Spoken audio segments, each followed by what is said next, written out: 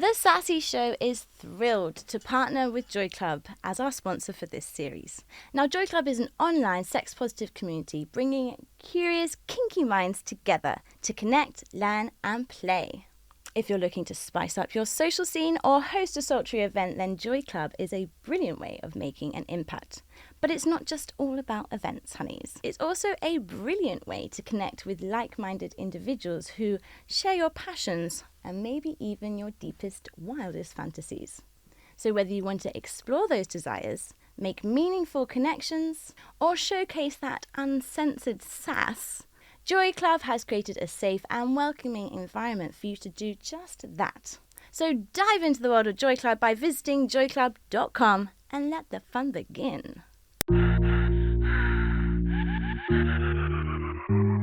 Hello, you are tuned into the Sassy Show, and today I am in the company of the one and only Anna Lekas Miller. Hello. Funny. Now, Anna is an author. You're an author, honey. You're a journalist. You're a writer. You're a beautiful, new, funny human in my life, and I'm very honoured to know you.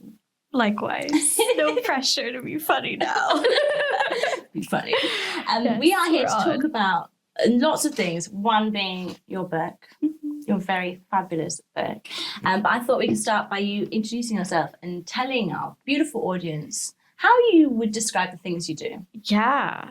I do a lot of things. I'm a journalist, I'm an author, I'm a writer, but I think my favorite descriptions of what I do have been, there was one young journalist that interviewed me when I was in Canada. She came up to me and she was like, "Oh, are you a love story journalist?" And I was like, "I am now." And then this one amazing migration scholar named Austin Kocher, he reviewed my book and wrote a really lovely review.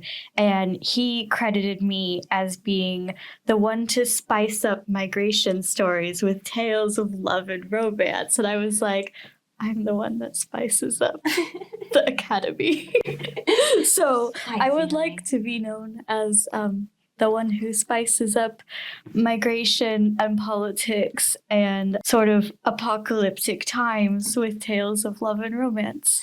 And actually that puts a beautiful bow around the parts of work that I have read of yours, because it amazed me how you're able to tell someone else's story and then suddenly your voice comes in, making us aware of all the historical context and your own love story as a true romantic, honey. So how did you navigate writing from that perspective? As a writer, it amazes me. Oh, thank you. I think one of the blessings I have as a journalist is I've encountered so many stories in the world, and I'm a lover of all stories, whether they're fact or fiction. But when you encounter real people's real stories and you're just like, you can't make this shit up. Like, this is wild, this thing that happens. It took me a while to even think about writing fiction because so many things I encountered were just these ordinary people doing extraordinary things, especially covering things like I think about the movement of so many refugees to Europe and people being forced to take these like tiny boats and these dangerous smuggling routes, and even just the like pure ingenuity to figure that out, to kind of like look at a map of Europe and be like, hey, I think we can make it across the sea in this way, is something that I just think of as such an extraordinary act of courage.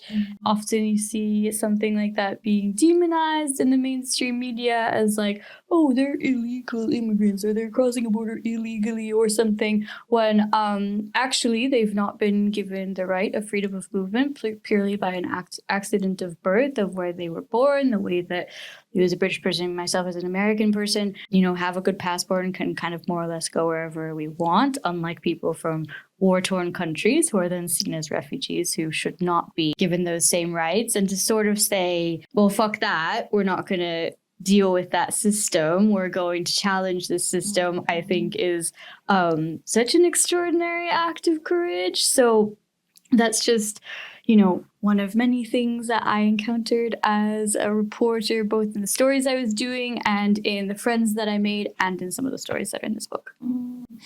Talking about gathering all of those stories, I've met you here in the context of London, and reading parts of your book, there's a moment when you're joking about what on earth you'd report on if you came to the UK.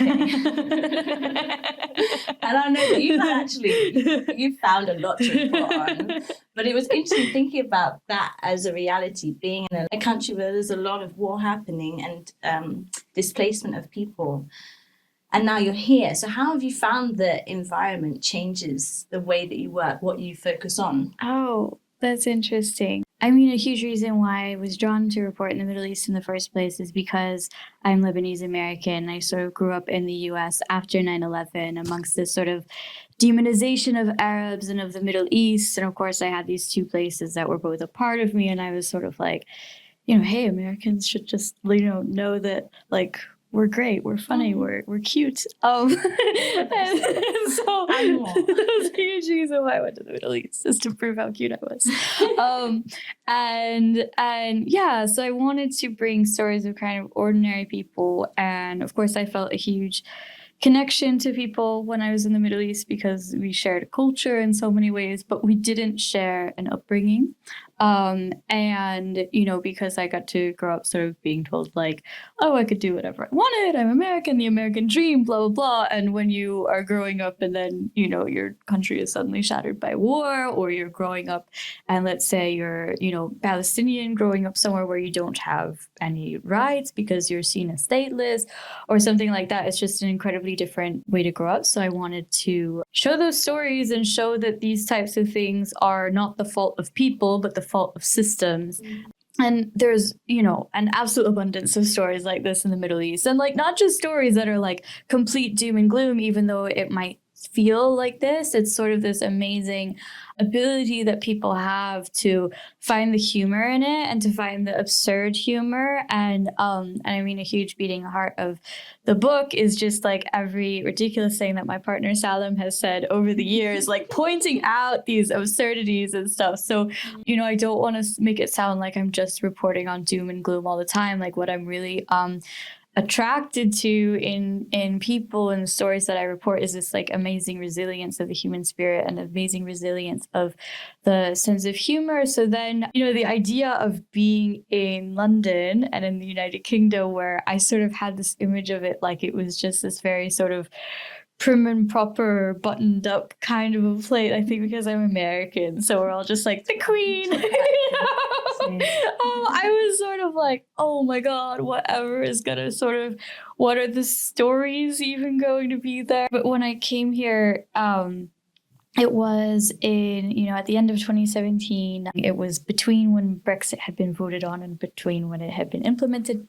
And, Trump was in office in my country, and all of these things were happening that were kind of like, oh my God, maybe the chaos of the Middle East is coming to the rest of the world. And the movement of a lot of refugees to Europe, there was also a massive backlash of fascism and of far-right parties coming to power. So I really found no shortage of things to report on in Europe because sadly, unfortunately, and I'm at a point in my life where I'm like, wouldn't it be nice to not have things to report on? But like, I don't know, when Trump just won the election, I was actually staying with my parents and my dad was like, well, you're going to have a lot of things to report on as a journalist. And I'm like, I'd like to not. I'd like to not. But the fact of the matter is, so much of this sort of hatred, especially of migrants and refugees, or just people that maybe someone would perceive as different or other, it really transcends across borders. And at the risk of going a little bit off topic, but just something quite relevant, as an American living in the UK, I think a lot of people right now are telling me, they're like, oh, well, you're lucky you left the country, so you're not going to have to deal with Trump. The thing is, first, it's my country. Anything that happens in your country will always have to deal with you. Like, that's just not factual. And also, these things transcend borders. I mean, these sort of ideas that people have of demonizing migrants or cutting down on a woman's right to choose or demonizing LGBTQ people. These things are unfortunately not contained by borders, and they do spread. So as much as people want to be like, oh, this is an American problem or something right now, it's actually all of our problems. And I guess that's vice versa to anywhere around the world, actually, this ripple effect. and one that you've chosen, as you said, like through being half Lebanese, but also, I suppose, seeing the way that media misportrays a lot of places and people and lived experiences, and you're trying to, from this point of view, very much change that narrative. Do you think you could read something to us? Oh, yeah. I decided to read the opening, which I think is quite fun. Does your sass come through? Because honestly, the sass pages. I think this is a very sassy book. It is a very sassy book. All right. So the prologue is called An Indecent Proposal. And this was about 8 years ago. I'd only known Salam for 1 week before I accidentally proposed to him. You know, I said, flirtatiously perching myself on the edge of his sofa, an IKEA fold-out couch with a quintessential bachelor pad aroma of cigarette smoke and spilled alcohol. I wouldn't mind marrying someone so they could have a U.S. passport. In my defense, we had hit it off. A friend had put us in touch when I told her that I was traveling to Istanbul and wanted to meet other journalists. According to her, Salam was the guy for all things Syria, a confirmed badass known for filming nail-biting footage of the front lines of the war and for smooth-talking jihadists whenever another journalist ran into a problem. He was a staple of the freelance journalism community, a motley crew of rogue brothers and sisters that drank like sailors and had each other's backs as they dipped in and out of conflict zones. As a young reporter, I was captivated by their courage and camaraderie. Growing up in the United States at a time when the Middle East was thought of as a universal enemy, I knew how important it was to capture the realities of war and show it to the world. Forever wars were justified as patriotism and then forgotten about, as if invading Iraq and Afghanistan didn't inevitably kill hundreds of thousands of innocent people who had nothing to do with the so-called war on terror. I took it personally. I'm Lebanese American on my mother's side, and always felt a little bit closer to the people who were living under the bombs than the people who were dropping them. I started writing because I wanted people to know that these wars weren't over and that both American intervention and indifference were killing people. I wanted people to give a fuck. Eventually, I became a journalist. I felt like the best way to fuse my writing with a desire to inform and see the world. The minute I decided that was what I was going to do, I couldn't imagine doing anything else. Now, I just turned 25 and had come to Istanbul to meet Syrian activists who still believed in the revolution and refugees who had recently escaped conflict zones. I wanted to talk to Turkish anarchists who were trying to change politics, artists who were inspired by the political changes happening around them, and anyone else who would take the time to have a coffee with me and tell me their stories. Salam was exactly the kind of person that I needed to know. "Let's we meet in Taksim," he said, suggesting that we enjoy the city's nightlife. He was calling me from Şanlıurfa, a small city near the Syrian border, better known for grooming hardline Islamists than free-flowing alcohol and all-night parties. He'd been researching a story about women who escaped ISIS-held territories only to find themselves pregnant with the fighters' children. Needless to say, he was eager to blow off some steam. At first sight, Salam seemed to ooze machismo almost too effortlessly, with slicked-back black hair and a fitted leather jacket, even though the late summer air still hung thick with humidity. He flicked a cigarette into the street as he told me he had a bar in mind, casually mentioning that he'd almost been kidnapped in Syria. I was annoyed. War correspondents seem to always think that their frontline stories would make young journalists want to sleep with them. And while I'm sure it often works, spoiler, it did, something about war as a seduction tactic made me uncomfortable. But the more we talked, the more I felt drawn to him, the tough guy facade falling away as he told me stories of his favorite reporting trips and his chosen family of journalists in Istanbul. He affectionately called them the fuckers. "You've got to meet the fuckers," he said, enthusiastically slamming his glass on the table. "My fucker Javier, he taught me how to use a camera," he whooped. "My fucker Andrea, that fucker's my wife. We shared a room in Syria for more than a year. What a fucker." I couldn't help laughing at the way he talked about his friends. He was both loving and irreverent, praising them for everything from being the world's best wingmen to watching out for him when he took long trips back to Syria. Before long, it felt as if we'd always known each other, stumbling over ourselves, laughing through Istanbul's back alleys, popping into nightclubs to dance to cheesy pop songs on sticky floors, taking breaks to suck cigarettes outside, babbling about our hopes and dreams with drunken enthusiasm. When I was 8 years old, I wanted to be an international thief, I told him, blowing cigarette smoke into the humid summer air, eager to show him that I was capable of being an international woman of mystery. Mostly I just wanted a life of interesting travel. His eyes glistened with mischievous delight of discovering a long-lost partner in crime. "You're fucking crazy and I love it," he said, pulling me towards him. He tasted like nicotine and a promise of adventure. Our judgment might have been clouded by tequila and pheromones, but it was clear from the start that we were cut from the same cloth. Two adrenaline junkies who both wanted to see the world and be the ones to witness and document history. We both had an endless list of stories that we wanted to cover and places that we wanted to see, driven by a sense of urgency that these stories mattered. There was only one difference. I had a US passport and could travel as I pleased. Salam was from Syria and largely for that reason was stuck in the Middle East. So, 1 week later, when the accidental proposal fell out of my mouth, his response caught me off guard. "No, I will not do this," he said, in his imperfect but determined English. He suddenly became serious for the first time since we met. "I will not marry with you until my passport gives me the same rights as your passport." I was mortified. I had not intended to propose to him. We'd only just met. We were still lounging around his apartment late into the morning, ignoring our deadlines and responsibilities in favor of long, meandering conversations and bouts of more raucous activities. I wonder what those were. It was the short but delicious window of the classic fling, where every moment together is a moment suspended in time, lighthearted and untethered to the realities of the world, in part because of the mutual understanding that it is only temporary. Now we're married. It was too early for any kind of commitment. It was definitely too early to suggest marriage fraud. Also, in what universe did you imagine this happening? As a US citizen, I could breeze through passport control gates of any airport around the world with barely a glance at my documents. As a Syrian, Salam could go to a grand total of 29 countries without a visa, a list that was getting smaller as more and more people fled the war and more countries closed their doors to refugees. If Salam, or any Syrian passport holder for that matter, wants to expand their world by even one country, they have to fill out numerous forms promising not to overstay their welcome and pay hundreds of dollars to consular officers and visa processing centers. The refusal rate is high and there are no refunds. It was that reason that Syrians and others from similarly war-torn countries were starting to gather in Istanbul, meeting smugglers who claimed that they could get them to Europe for a price. While it is safe to say that most of them would prefer to travel legally, it is less deadly and significantly cheaper than paying a smuggler. Countries like Germany and the United Kingdom rarely give visas to anyone who couldn't prove that they wouldn't stay. And people fleeing a war typically don't have time to wait around and see if they'll be the exception.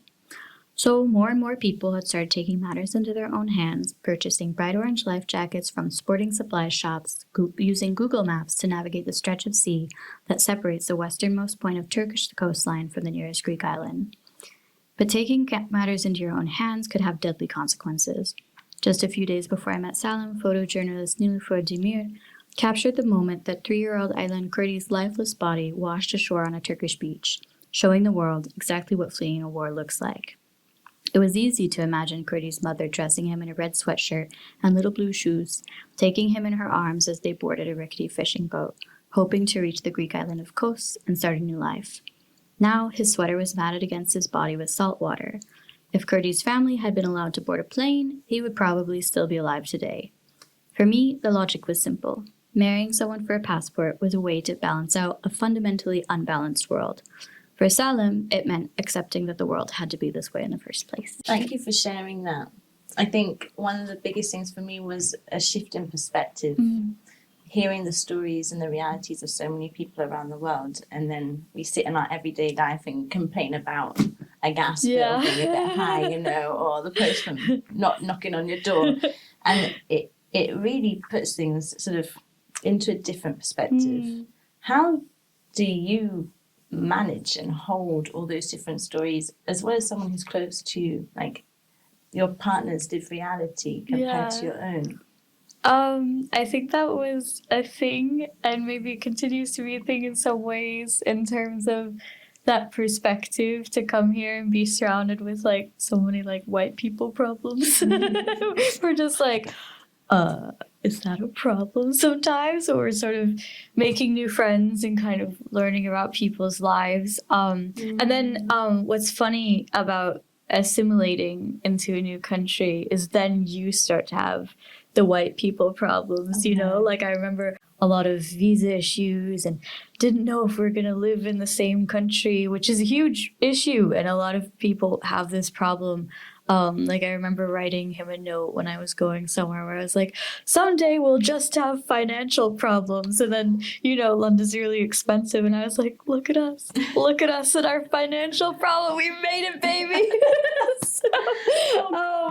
It was such a blessing to get to write this book and meet the amazing people that make it up, because I think we all navigate the world in a similar way. Some of us have been through these like really horrifying and scary times and experiences where we didn't know if we were going to get to be in the same place as the people that we love. And what I love about some of the stories that do have these happily ever afters is when they get like extremely boring. Like, I remember one time one of the fan favorite couples in this book are a wonderful queer couple from Honduras named Oscar and Darwin, and who are really patient with me when I speak my horrible Spanish to them. and sometimes I check in on Oscar and I remember, and they had this horrible experience where they were separated at the border when they came together. They were in different detention centers, and they only found each other by like they were writing each other like love letters from different detention centers, and that was the only way they could communicate with each in this time of we have every kind of phone and technology and everything. But now they're living like happily ever after in Denver. And one time I messaged Oscar and he's just like, yeah, we go to work, we got a car. It's just like, oh my god, you're middle-aged. Like, this is amazing. So I really, that's what I kind of wish for any couple in this situation. I'm like, oh, my wish for you is that someday you're really boring. No more drama. Yeah, no more drama. Yeah. There was a lot that came to my mind hearing you read that, and also reading the book itself. Yeah, this is going to expose an awful part of my character. Oh, I can't wait. The fact that we get on quite well, and you claim yourself to be like a true romantic, and I'm the complete opposite. Oh. I love to hate love. Oh, okay. And I have to admit that reading your book made me confront that. Because I'm often seeing people change their whole life, and in my head I'm judging them for it. I'm like, why would you change your whole life just because you're infatuated with that person? Like, you should stick to your dreams and stick to your passion. And actually, there's people who risk their whole life going to meet the person who they've decided they've loved. In one case, with the one story you share, they haven't ever met before. And it made me realize, actually, I don't need to be angry with love. This made me love it, to be fair. Oh, made me love, Anna. Oh, that makes me happy. I turned even the greatest skeptic.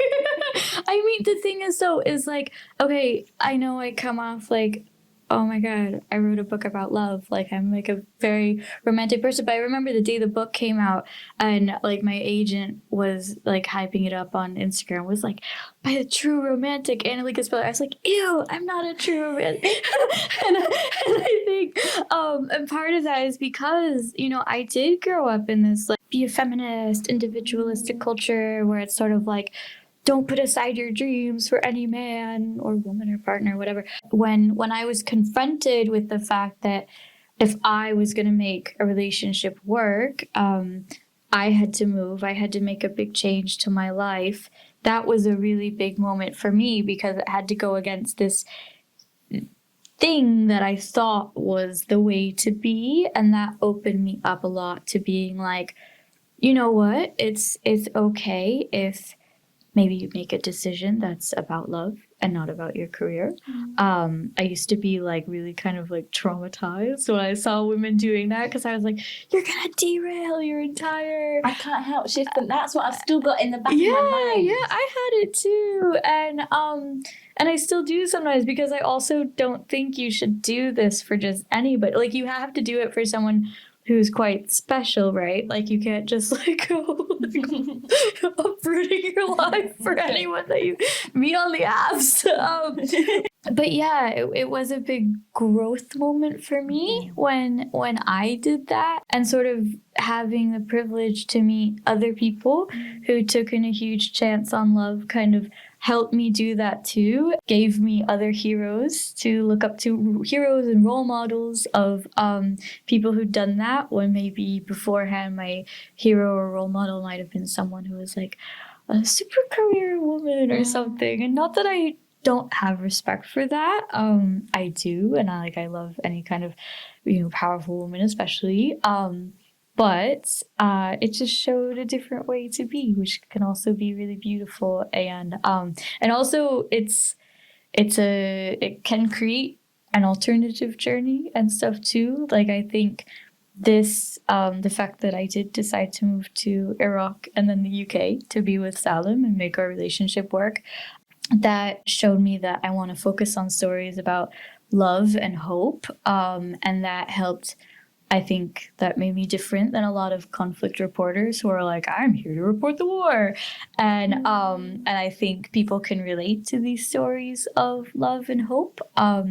And maybe learn more about a place like Syria or Palestine or these other places that I care deeply about, because they get attached to a love story and they want the best for the people. And I wouldn't have written this book. I wouldn't have met all the people that made this book. And then I also, once the book came out too, the book also found its way to all these people that were in a similar situation, who some of them then found me. So it's been this like really special experience that I would have never had if I'd just been like, I'm going to work myself up in the office and be a news reporter. It was a really non-traditional path, and it was really scary sometimes. But now I'm just like, oh my God, this is such a gift. That's huge. I find that amazing to hear you say, because from where I'm sitting, you're constantly impressing me with your work. You do so much, and I wouldn't have thought that at any point you had to choose between your relationship or your career. I feel like everywhere you went, you made it an opportunity to develop your career, just because I think you genuinely care. I'm wondering, on a personal level, if you're happy to share, how you managed to navigate the challenges that your relationships brought up. I mean, at first I actually wasn't going to put as much of my relationship in the book as I did.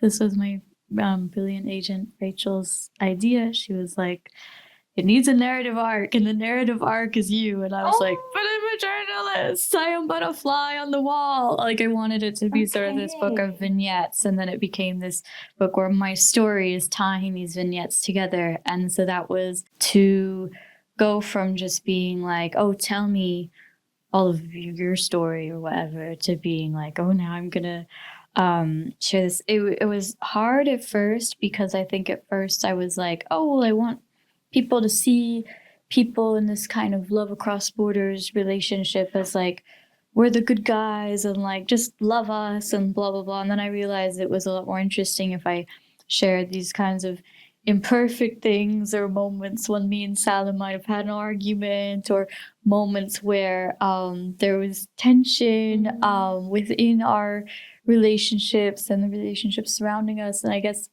one of the things that I think was quite hard for my mom in particular about our relationship, and the fact that Salam couldn't come to the US because of, it's just really hard for Syrians to get a visa, and then Donald Trump's Muslim ban made that extra impossible. And I think my mom, like many moms, sort of pictured bringing in, say, a son-in-law into the fold of our family as being something where it's like, they would meet a lot and have a relationship and maybe come over all the time. And then when you fall in love on the other side of the planet, it doesn't really happen that way. And she actually didn't meet Salam until 5 days before we got married. And I think before that, she was just like, oh my God, what is Anna doing? And the minute she met him, it was like everything was fine, which was amazing.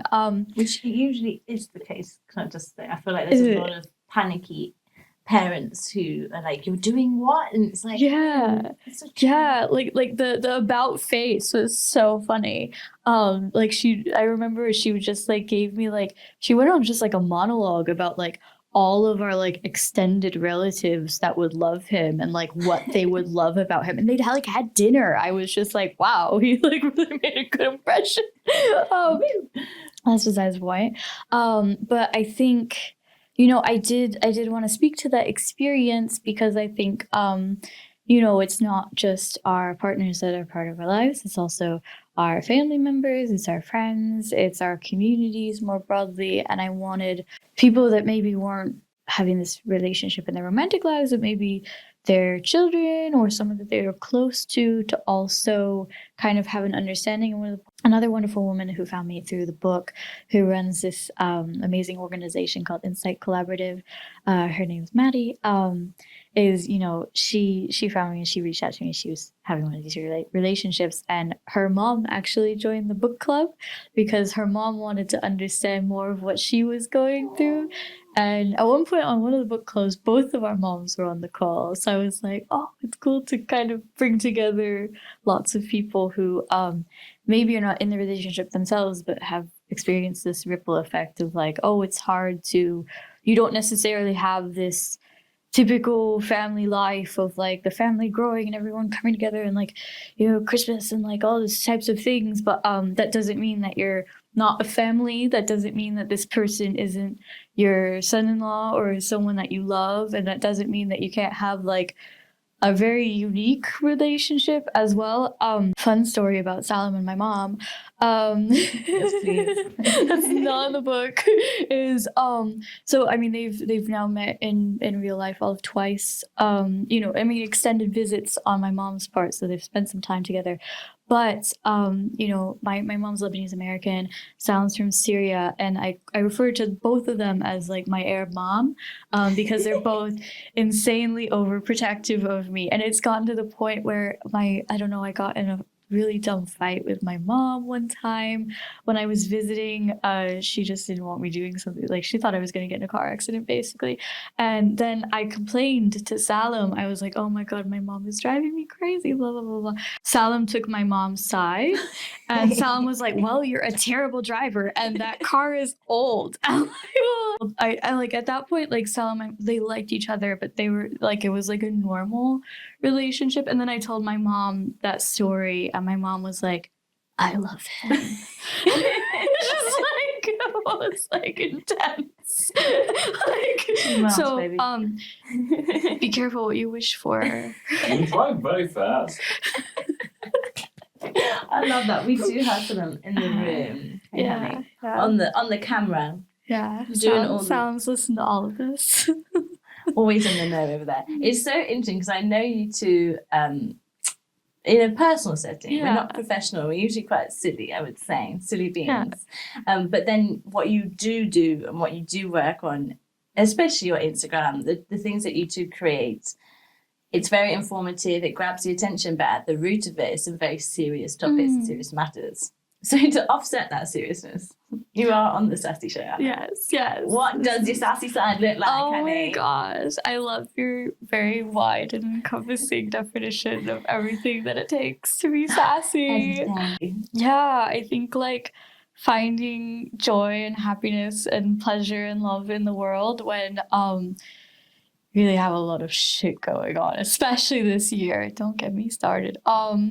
But yeah, I think really holding on to that like light in the darkness, and not just kind of like holding on in this desperate way, but really like having a laugh and really finding the humor in things. Because I mean, the world is quite absurd sometimes. Like it's very much like you're gonna laugh or you're gonna cry. Like I like find the people that are gonna help you laugh through it. Like that's always been, you know, a guiding light. And I think it's funny to hear you say that I report on very serious things. You're not wrong. I do. But what I think a lot of people don't understand about conflict reporters is we're quite a funny bunch. Like we're absolutely deranged. So, you know, just the people that I've met through reporting on extremely serious things, like Syria, like Palestine, the most serious, have absolutely the best senses of humor. I think that's incredible. And that's always something that I want to celebrate in my work. And that's always something that I hold on to. And it's a challenge sometimes. It's a challenge at times like this. You're like, okay, right. So how do we make a joke about this? Okay. And but you find the people that can, you're like, damn, respect. I do like it. I can't lie. I'm like, You can't laugh, but we're gonna laugh. Well, I mean, and I think it's a better way to kind of start the conversation if you want to have the serious conversation, because you've made people feel at ease or curious. They're like, who is this person? Yeah, but I mean, I think so many other parts of sort of the Sassy Show are so great. I mean, just sort of the celebration of authenticity, the celebration of just being your full self. I think so many people who, if you're from any kind of marginalized background, basically if you're not like a rich white man, you know, you've been told at some point in your life to like shrink a part of yourself. So to reject that and to sort of like embrace every part of yourself, even if it's an unconventional story or you're like, you know, laughing at something that a lot of people might think it's weird to laugh at. You know, I think that's quite a sassy thing to celebrate as well. It is. It's sassy. I'm wondering, before we go into the end of this interview, which is a quick fire. Oh God. You are working on another book, and it's full fiction at this point. Yeah, well. I mean, inspired by but it's fiction, guys. It's fiction. Does this sparky, sassy humor come through? Oh yeah. What can you tell us about it? Oh, what can I tell you about that? Well, it's a book that I started last year when I was starting to process what it means to kind of be Arab in the West while a horrible genocide is happening in the Middle East. And not only is that happening, but those of us who are speaking out about it in the West are being silenced or told that we're anti-Semitic or told that we're terrorists or something like that. And I was sort of, yeah, I think a lot of us have experienced a kind of cognitive dissonance of sort of being a place where everything's fine and people are going to work and people are going out, and then, you know, our hearts are breaking at the same time. But, you know, within that, within sort of looking at the people who enforce these power structures of white supremacy and colonialism and just everything that, you know, keeps something like a genocide going and everyone else looking away, you know, we have to make fun of those people and we have to hold them to account. So this book does that. Hey, and it's challenging, and but I love the characters. I miss them when I'm not writing, so I think that's it's a fun point to be at. They're quite funny in how they're navigating an absurd world, and it's you know, on brand. It's a story of deeply horrible things, but people navigating them through love and joy and trying to find love and sometimes failing because people are assholes. But yeah, I think a lot of people find it very relatable. I'm trying to write, I guess I always try to write the books that I would want to read in that moment. I say this as if I've written so many books. Like it's just the two, okay? Like, relax. Thank you. But yeah, so I'm kind of just trying to reach all the quirky, crazy brown girls out there and the people that love us and love our weird, and you know, and give them something to hold on to. Yes. As you're saying that, it's making me feel like an element of writing is to almost take back control, because you're able to talk about things and create a whole story in a way that actually, in some ways, like creative agency. I think there is a thing with a lot of us right now where we're sort of like, the world is sucking big time. And sort of when you are able to create a world and you are able to, you're both creating a new world and you're also reflecting the world in a lot of ways. So it's a really interesting way to engage with things, and also kind of offers an alternative at the same time. So it's been very therapeutic and also very confronting, because you're also just, if you're writing well, it's going to be triggering, like it's going to bring up things for you. So you're processing the world as it's sort of happening around you. And so it's a beautiful experience to get to have. Yeah. Sounds challenging and beautiful all at the same time. Yes. And this is why I don't leave the house. If people want to see more of this set, where can they see it, and where can they read your book? Yeah, I mean, I make a lot of videos on my Instagram, which is Anna Lekas Miller, which is my name. You can also look up other things I've written if you want. I write a newsletter. You should sign up to the newsletter. Substack. It's quite fun. I think I'm going to do a lot more of that because, I mean, especially with Trump being in power, I want to start kind of gathering more people who have been affected by kind of love across borders bullshit, for lack of a better word. And so I want to, create some spaces to bring together some of the amazing people I've gotten to meet through writing this book and putting it out in the world.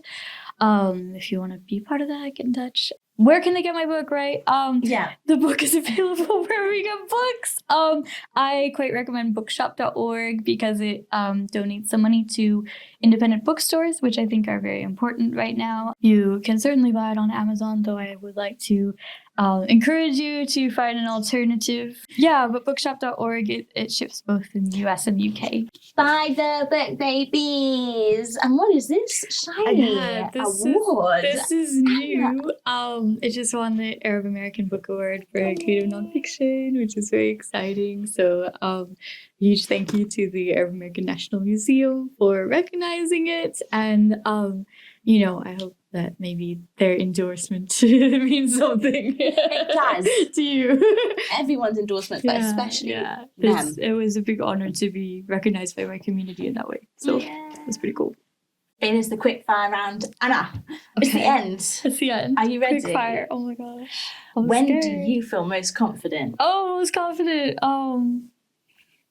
I think when I'm writing and it's like going really well. It's also when I feel less confident when it's not going well and I'm like, no one's ever gonna want to pay me to do this. But when it's going well, I'm just like, yeah, because I feel like I'm on the end of your WhatsApp messages sometimes when you're going well. Yeah, and it's flowing. Yeah, and you've got your little cat giving you help on the notes. Yeah. And then I also have questions for you, like when you're writing a polyamorous rom-com, how many lovers is too many? And you come back at me with like the perfect response. Yeah. Three. It's the magic number. Magic number, but not beginning with the same letter name. No. Which I know. I have too many end names in this book, and some people's names have to change. You can do that with fiction. It's fine. Yeah, that's true. That's true. Yeah. The joys. Yeah. One dream you wish would come true. Oh. I want everyone in the world to have the same freedom of movement.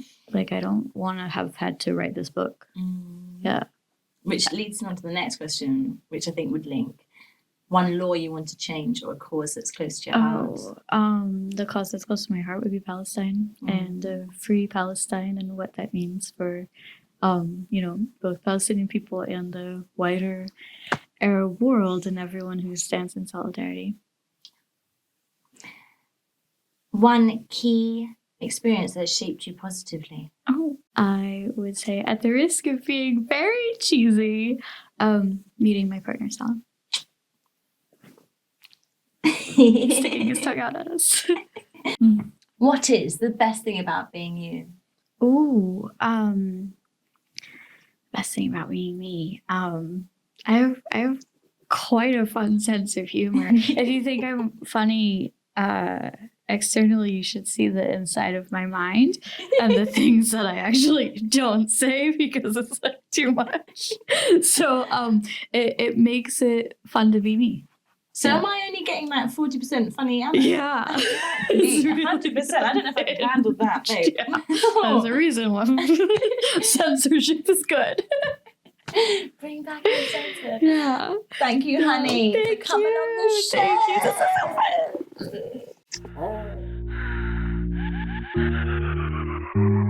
This episode is brought to you by our amazing sponsors, joyclub.com, an online sex-positive community bringing kinky, curious wonders together from all walks of life. Whether you're looking to spice up your social calendar with those hottest events, share your steamy thoughts and ideas in their lively forum, or set out for a search for that hot date, Joy Club is the ultimate destination to connect with those like-minded individuals. Creating your profile is easy and it is the perfect way to showcase your unique vibe.